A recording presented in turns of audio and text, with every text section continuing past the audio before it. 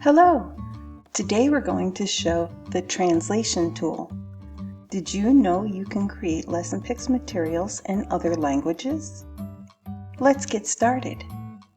Let's start with the material that is already made. I am looking to make a hand washing schedule in both English and French to post next to my sink.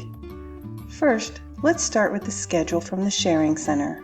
Click Load All to put the symbols in your tray and then follow the wizard. Underneath the symbols, you will find the Translate tool.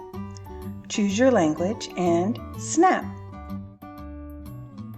When selecting your font, Arial best supports all international characters. Ta-da! You can make a second schedule in French. Need to translate a short book or a social narrative? This tool works even better for longer sentences because the words are found in context.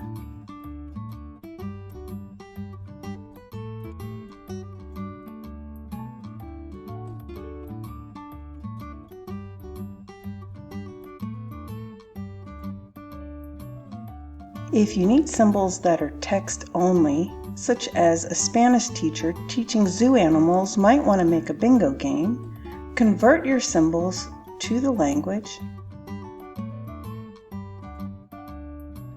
and then choose text only.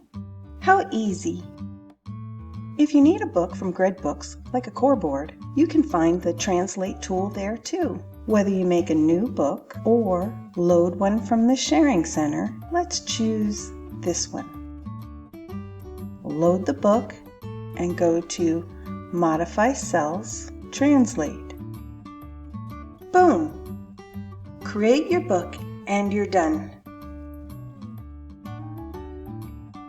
This translation tool works amazing to support English language learners in the classroom, sending materials to students' homes in their home language, or teaching new languages. And have fun creating!